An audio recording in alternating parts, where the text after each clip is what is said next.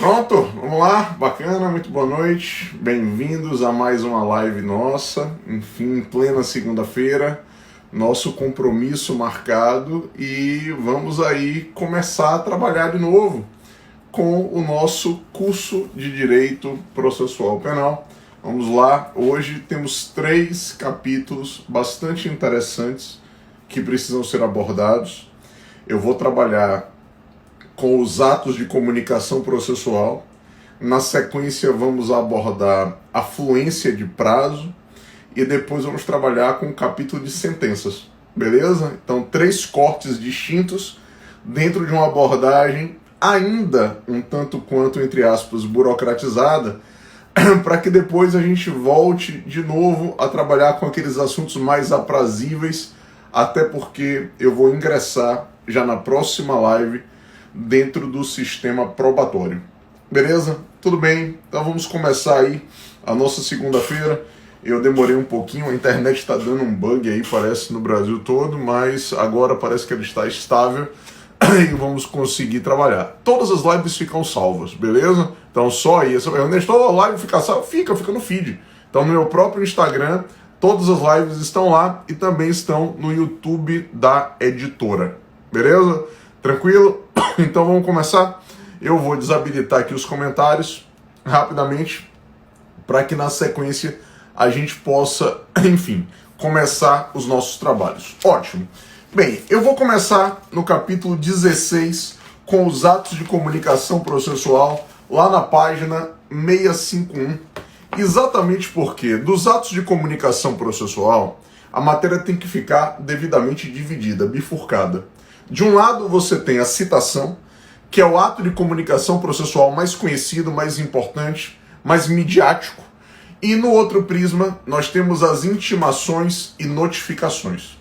Mas o foco, eu poderia dizer, de uma escala de 0 a 10, ora, em termos de volumetria de questões, a citação, ela vai assambarcar, ela vai aglutinar mais de 90% das questões. Por quê? Citar significa comunicar ao sujeito que o processo começou e, paralelamente, eu estou convocando a exercer a sua defesa. Enquanto no processo civil o demandado é citado para contestar a inicial acusatória, no processo penal nós somos citados para apresentar uma peça importante que é chamada de resposta à acusação. Então, a partir dali, eu tenho que destacar 2 finalidades da citação. Uma finalidade informativa e uma finalidade convocatória. Eu informo ao réu que o processo começou. Maravilha. E eu o convoco a apresentar a sua defesa, que nada mais é do que essa resposta à acusação. É exatamente a nossa preocupação inicial no tratamento da citação. Mas me permita, como a live não só recomenda, mas exige, a destacar os tópicos que eu reputo essenciais. E eu começo lá na página 652 a destacar de início os eventuais vícios da citação. Uma citação viciada dá margem ao que nós chamamos, olha aqui, de circundução. Isso está lá na página 652. E é uma terminologia muito impactante. Se eu tenho uma citação que não cumpriu a recomendação legal, eu estou diante de uma citação circunduta. E isso é fato gerador, preste atenção, de nulidade absoluta. Mas o que é paradoxal na minha matéria? O nosso código aponta algumas nulidades como absolutas e admite convalidação. Nestor, mas se a nulidade absoluta ela é inconvalidável, pois é, mas o nosso código indica que ela é absoluta e aponta a convalidação se a defesa comparecer oportuno tempore e exercer a resposta à acusação. Então é aqui, ó, a engenharia que você extrai de um artigo importantíssimo e que eu faria questão de destacar lá no alto da página 652, que é o artigo 570 do Código de Processo Penal, artigo 570 do CPP, apontando que o vício no ato citatório admite convalidação se a defesa comparecer oportunamente e exercer a resposta à acusação. Para aqueles que prestam concurso para a Defensoria Pública, a peça resposta à acusação é uma peça muito frequente na parte prático-profissional. Quando a citação ela está viciada, na preliminar da resposta à acusação, nós vamos requerer que seja declarada aquela nulidade. Ah, Nestor, mas se você está apresentando a peça, o vício vai estar convalidado. Dane-se. Você está obrigado a suscitar o vício na resposta à acusação. Para quê? Para que a citação seja refeita. Seja refeita de acordo com os requisitos legais que são exigidos. Maravilha. Só que eu passo a avançar e na própria página 652 eu destaco o item dos mais importantes da nossa live de hoje. As espécies de citação. Ora, nós temos 3 modalidades de citação. Na verdade, nós tínhamos 2 modalidades até 2008. Em 2008, nós importamos do processo civil uma 3ª modalidade citatória. Vê se faz sentido. Usualmente, a citação ela é pessoal. E a citação pessoal é rotulada de citação real. Ela é cumprida por oficial de justiça, que promove a leitura do mandado e entrega ao réu uma contrafé. E entrega ao réu a sua própria cópia. É um modelo ideal. Mas olhe a análise interpretativa. Nestor, nós vivemos num país que estritamente mais parece, ora, um continente. O Brasil tem mais de 5.000 municípios e não é incomum uma verdadeira desorganização municipal. Aí vem a pergunta, e se o réu não foi localizado no endereço apontado na inicial acusatória, mas ele não está de má fé? Vale dizer, ele não está se escondendo para não ser citado. Teremos então a citação por edital.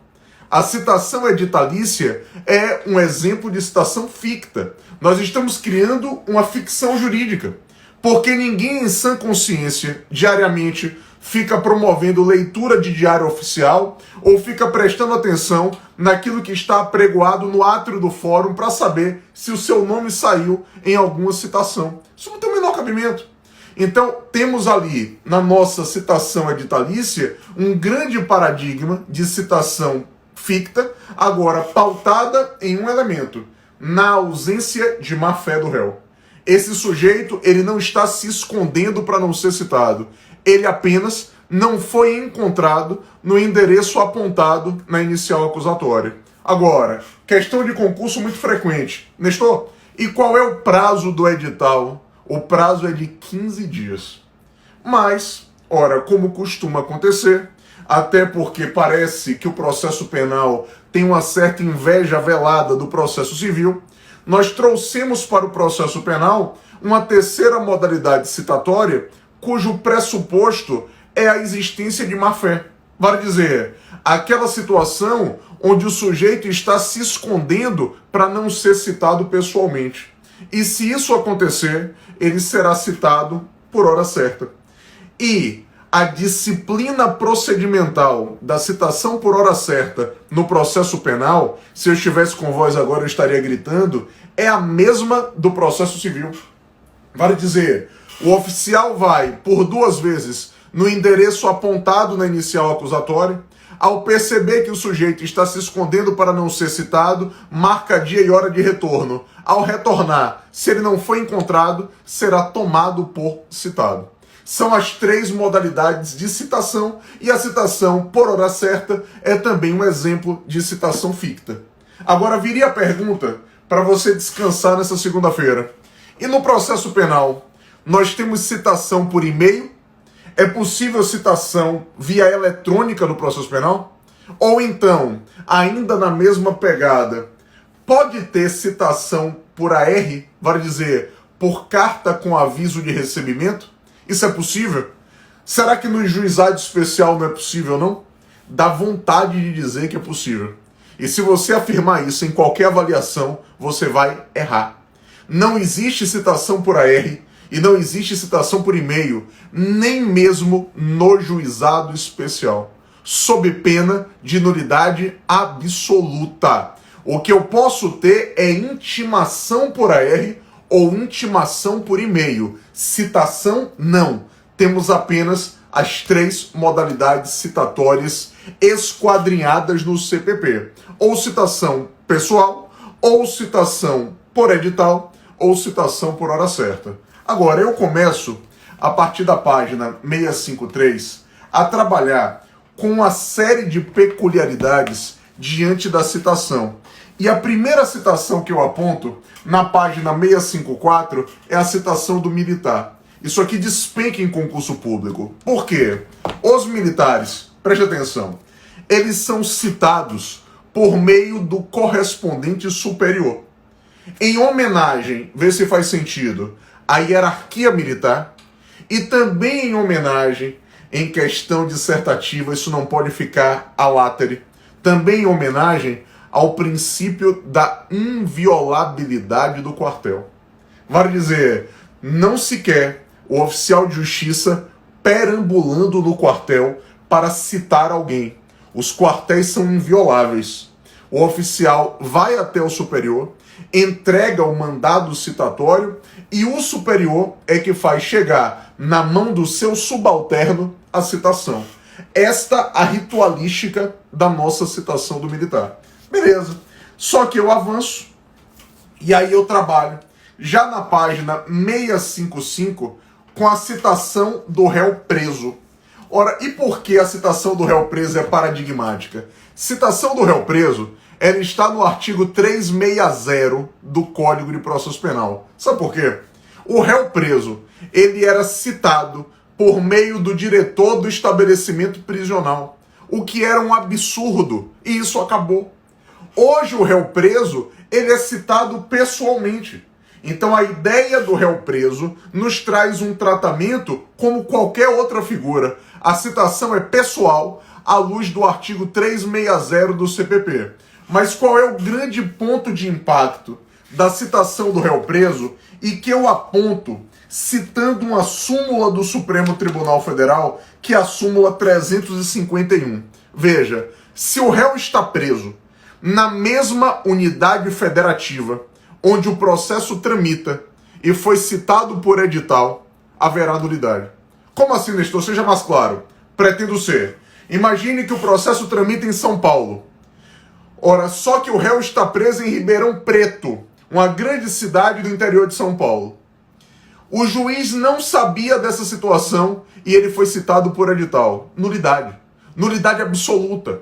Porque o juiz não pode desconhecer que o réu está preso na mesma unidade federativa onde ele desempenha suas funções. Agora, Nestor, e se o processo tramita em São Paulo e o réu está preso na Bahia? Bem, se o juiz sabe dessa situação, expede carta precatória e ele vai ser citado pessoalmente aqui na Bahia, dentro do estabelecimento prisional. Agora, o processo tramita em São Paulo, o réu está preso na Bahia e o juiz de São Paulo não sabe dessa situação. E por isso ele foi citado por edital. Aí não tem problema. Então a inteligência do entendimento do Supremo Tribunal Federal é: se o réu está preso no mesmo estado onde o juiz desempenha suas funções e foi citado por edital, nulidade absoluta. Isso não é tolerável. Beleza? Tranquilo? E aí, eu ainda destaco para você a citação do funcionário público. O funcionário público civil, ele é citado pessoalmente. Mas o chefe da repartição pública, ele é comunicado. Comunicado por quê? Vê se faz sentido. Comunicado para prover a repartição pública se o funcionário público tiver de ausentar-se em razão do processo. E isso prestigia um princípio do direito administrativo, que é o princípio da continuidade do serviço público. É o que nós apontamos exatamente aqui na página 655 do livro. Todos esses temas já foram abordados no nosso concurso ou em diversas avaliações no Brasil. Agora, me permite avançar? Eu ainda destaco aqui a nossa citação por hora certa eu deixo para trabalhar por último com a citação por hora certa, porque o modus operandi da citação por hora certa no processo penal é idêntico ao do processo civil. Nós simplesmente importamos o instituto do CPC e no processo penal nós remetemos a matéria ao Código de Processo Civil, isso à luz do artigo 362 do Código de Processo Penal. Então aqui uma padronização no âmbito da citação por hora certa, que ganha identidade com aquilo que acontece no âmbito do direito processual civil. Sensacional. Eu avanço e aí deixo destacado para vocês, no final do capítulo 16, as intimações e as notificações. Ora, para comunicar ao sujeito sobre qualquer outro ato da persecução penal, ele vai ser intimado ou notificado.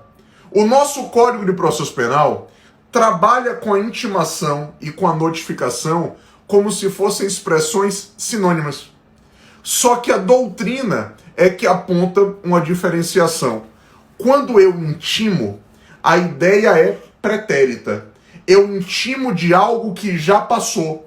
Tanto que na conjugação do bom português, falamos assim, ó, você é intimado de algo que já passou. A ideia de passado.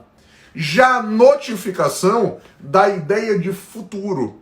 Eu notifico para que o sujeito faça algo ou para que ele compareça a algum elemento da persecução penal. Então notificamos para.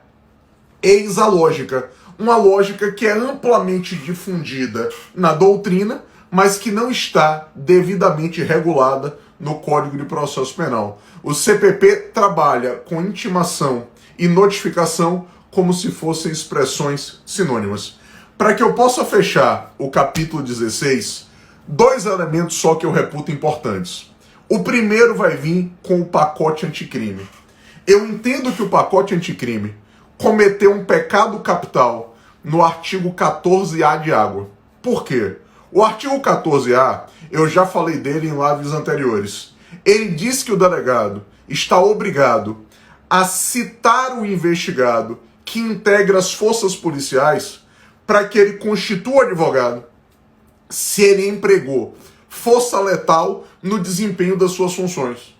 E por que o 14A de água cometeu um pecado? Porque não é citação. Citar significa comunicar ao sujeito que o processo começou e o convocar a se defender. O artigo 14A de água deveria utilizar a expressão notificação. O delegado deve notificar o investigado para que o investigado constitua advogado quando esse investigado integra as forças policiais e usou força letal no desempenho das suas funções. Como cometer um pecado terminológico capital, esse pecado passou e está essa heresia, essa excrescência no artigo 14A de água do Código de Processo Penal. Então essa é a primeira referência, porque quem faz prova dissertativa, eu colocaria a citação do artigo 14A de água do CPP entre aspas. Ou então, já dissertando, diria, trata-se de notificação. Isso não é uma citação. Agora, o segundo ponto de atenção para que eu traga a legislação especial para o contexto da nossa live. Eu imploro. Meus amigos, nós não temos citação por edital no juizado especial. A citação editalícia é incompatível com a pretensão de celeridade do juizado especial. A Lei 9.099 veda citação por edital no bojo do rito sumaríssimo. Beleza? Tranquilo? Com isso, eu supero, por consequência, o nosso capítulo de número 16 e agora vou lançar você no próximo capítulo da nossa live, que é exatamente o capítulo 17. Eu vou trabalhar com prazos e disposições gerais. Tem gente que odeia tratar dessa matéria. Eu posso dizer que os elementos marginais, eles são essenciais. Por quê? Ora, o direito processual penal tem os seus prazos regulados no artigo 798 do CPP. Então aqui, no capítulo 17, o artigo mais importante para todo o capítulo é o artigo 798 do Código de Processo Penal. Por quê? Porque ele traz toda a roupagem normativa da regulação dos prazos na minha matéria. Um primeiro grito de alerta. Nós não adotamos no processo penal a regra do Código de Processo Civil, onde os prazos são contados exclusivamente em dias úteis. Nós não adotamos essa pretensão do CPC. Nós até queríamos que isso acontecesse, mas ainda não vingou. Então os prazos na minha matéria, eles são contados em dias corridos. Mas olha o detalhe. E aí vem o primeiro elemento da ciência da contagem. O prazo começa no primeiro dia útil subsequente à realização de uma citação ou de uma intimação ou notificação. Então, se eu fui citado na quarta-feira, o prazo começa na quinta, se a quinta for dia útil. Agora, Nestor, e se eu fui citado na sexta? O prazo só começa a contar na segunda. Então, o dia da citação ou da intimação, ele é descartado. O primeiro dia é descartado. E o último dia vai ser incluído. Agora, olha o detalhe. O prazo começa em dia útil e tem que terminar em dia útil. Então, se foi citado na sexta, começa na segunda-feira. Agora, depois que começa, os dias são contados de maneira sequencial. Eu conto segunda, terça, quarta, quinta, sexta, sábado, domingo e assim sucessivamente. E o prazo tem que acabar em dia útil. Se o prazo acabar em final de semana, se o prazo acabar em feriado, ou se o prazo acabar em dia cujo expediente forense foi reduzido, ele será prorrogado ao primeiro dia útil subsequente. Beleza? Todas essas regras você encontra no artigo 798 do Código de Processo Penal. Agora, por favor, um segundo elemento que eu particularmente tenho muito medo por você trazer para o processo civil, melhor, trazer para o processo penal experiências do processo civil que não são aplicáveis. Ora, lá no processo civil, é importante para contar o prazo a data de juntada aos autos do mandado cumprido. No processo penal, isso não interessa. Se eu fui citado na terça-feira, o prazo começa a contar na quarta. Pouco importa o dia que o oficial de justiça vai juntar aos autos o mandado cumprido. Isso para minha matéria não tem relevância alguma. Essa informação, ela é deletada. E com isso eu tenho mais racionalidade e eu tenho uma lógica prazal que não se confunde nem com o CPC, e eu vou além. Uma lógica prazal que também não se confunde com os prazos do Código Penal. Os prazos do Código Penal, imploro, são contados de acordo com o artigo 10 do Código Penal. Então, nas ciências penais, os prazos processuais penais contados de acordo com o 798 do Código de Processo Penal e o prazo penal, direito material, contado de acordo com o artigo 10 do Código Penal. O que acontece lá no direito penal? Como o direito penal, propriamente dito, interfere no jus puniendi ou no status libertatis, o primeiro dia já é incluído na contagem. Então, se o sujeito começou a cumprir a pena numa quinta-feira, às 10 da noite, a quinta-feira já é o primeiro dia de cumprimento da pena. Então, os prazos penais, artigo 10 do Código Penal, e os prazos processuais penais, artigo 798 do nosso Código de Processo. O que eu fiz na minha obra? Eu coloquei um monte de tabela para você perceber como contar prazo. Porque às vezes você se depara com um concurso público onde a assertiva exige que você saiba contar o prazo para poder indicar no teor da resposta qual seria o último dia do prazo. E aí, se você não tem esse traquejo, essa familiaridade, ou você perde muito tempo fazendo a questão, ou você simplesmente não sai do outro lado. E quem vai fazer, por exemplo, concurso para a Defensoria Pública, não é incomum, quando a peça está regulada em prazo, não é incomum que o examinador exija que você apresente a peça no último dia do prazo. É um elemento que é exigido na prova dissertativa da Defensoria Pública. E você pode se ver obrigado a ter que contar o prazo. O mesmo acontece na dissertativa do MP.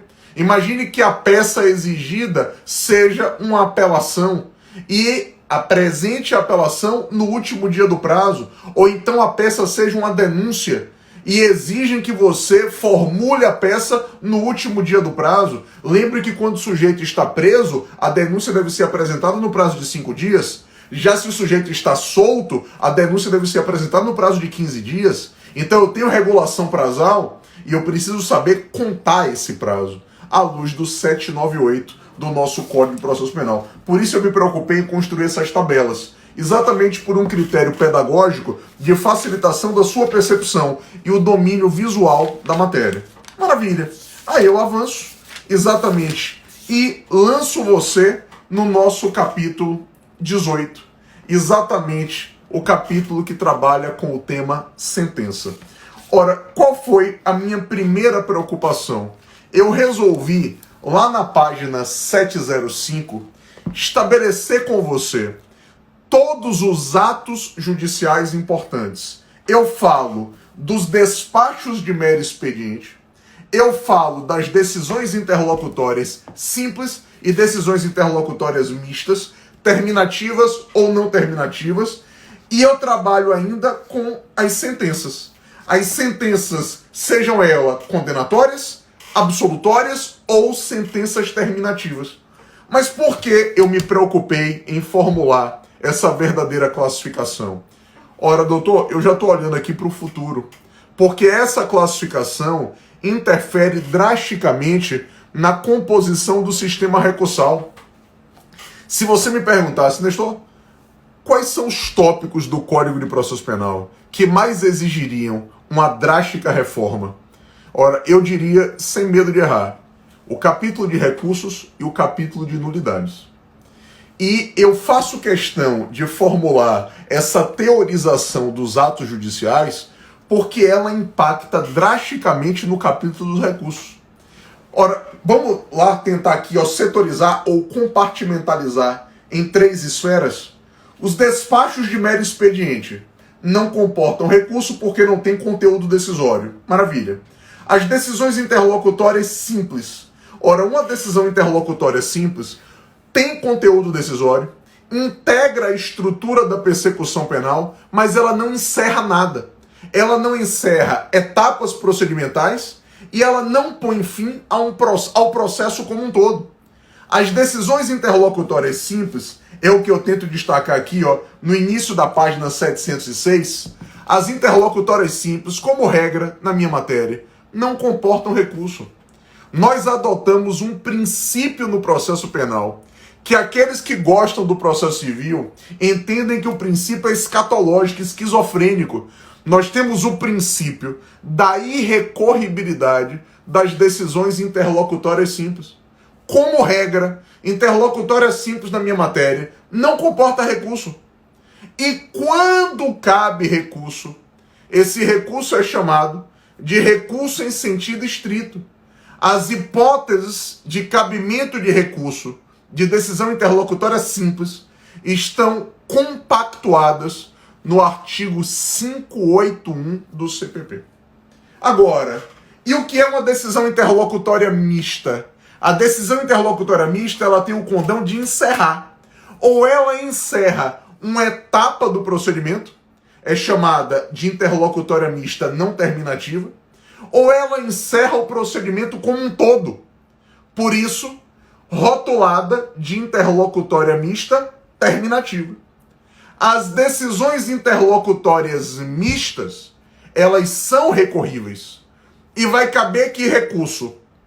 Se ela estiver prevista no 581, vai caber recurso em sentido estrito. Se não estiver prevista no artigo 581, vai caber apelação. Então, o recurso de apelação, na minha matéria, eu sei que isso arranha o ouvido, mas eu propositalmente já estou fazendo na live de hoje aquilo que eu vou, de novo, colocar o dedo na ferida quando fizermos uma live sobre recursos lá na frente. Talvez até mais de uma. Por quê? Interlocutória mista vai caber recurso em sentido estrito, e se não tiver previsão no artigo 581, vai caber apelação. Apelação com base no artigo 593, inciso 2 do CPP. A apelação pode servir, na minha matéria, como válvula de escape. E, por fim, ainda dentro dessa costura dos atos judiciais, nós temos as sentenças. Sentenças condenatórias, sentenças absolutórias ou sentenças terminativas.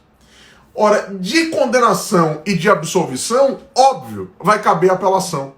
Mas nós temos um exemplo onde de uma sentença condenatória ou absolutória não cabe apelação. Ora, você que está em casa agora, a gente aí vivendo ainda a pandemia, faz aí, doutor, uma reflexão comigo. Qual é o único exemplo no Brasil, isso é direito constitucional puro, onde de sentença condenatória ou absolutória não cabe apelação? Tem um exemplo. Sabe qual é? Julgamento de crime político. Se eu for condenado ou absolvido por um crime político, esta sentença não comporta apelação. Esta sentença comporta recurso ordinário constitucional para o STF. Vai caber ROC para o Supremo Tribunal Federal. Esse ROC, se eu estivesse agora com voz, eu estaria vociferando, gritando. Este ROC funciona como uma apelação. Este ROC é uma apelação disfarçada. Ele leva ao STF toda a matéria fática e jurídica. Este ROC se presta à reanálise fática. Esse ROC se presta à reaferição de manancial probatório. O Supremo foi transformado em órgão de segundo grau de jurisdição quando estamos diante do julgamento por um crime político. Isso é muito importante. É a simbologia da Constituição Federal de 88, onde saímos de um regime ditatorial, inaugurado à época com o verdadeiro golpe, e hoje nós deixamos para a Justiça Federal o julgamento dos crimes políticos, tendo o Supremo Tribunal Federal como órgão de segunda instância. Percebeu? Olha a simbologia justificada na época pela redemocratização do país. Até porque, antes da Constituição de 88, os crimes políticos eram julgados aonde? Na Justiça Militar.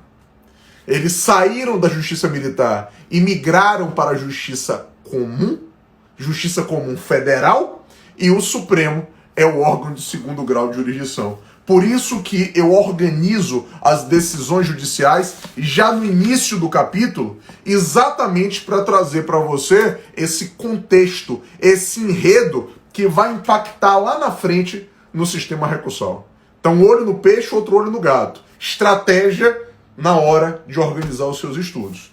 E aí, eu começo a destacar para vocês, é um dos tópicos mais importantes de hoje, lhe peço absoluta atenção. Já na página 708, eu começo a propor uma classificação das decisões, uma classificação das sentenças. E aí eu trabalho com sentença declaratória, sentença constitutiva positiva, negativa, sentença mandamental, sentença executiva, sentença suicida, sentença vazia. E aí eu trabalho, eu me lembro disso aqui, isso caiu na prova da magistratura aqui do meu estado da Bahia. E aí eu trabalho na página 711 com 3 tipos de sentenças. E eu me lembro que na prova objetiva aqui da Bahia, o enunciado de uma das questões era o seguinte, prova da magistratura. Dizia assim, uma sentença subjetivamente complexa é... Dois pontos. Se você estivesse fazendo esse concurso, o que é uma decisão subjetivamente complexa? Na página 711, eu fiz questão de trazer as três referências: decisão subjetivamente simples, decisão subjetivamente plurima e decisão subjetivamente complexa. Veja, até para descansar agora nessa segunda-feira, uma decisão subjetivamente simples é a decisão que emana de um órgão monocrático. Então você, futuro juiz substituto ou titular, as decisões por você proferidas são decisões subjetivamente simples, emanadas de um órgão monocrático. Maravilha. Já as decisões subjetivamente plurimas são decisões emanadas de um órgão colegiado homogêneo. Então imagine, uma decisão emanada da turma recursal do juizado é uma decisão subjetivamente plurima. Uma decisão emanada do Pleno do Supremo, ou de uma turma do STJ, ou de um órgão colegiado do TJ do seu estado, são decisões subjetivamente plurimas.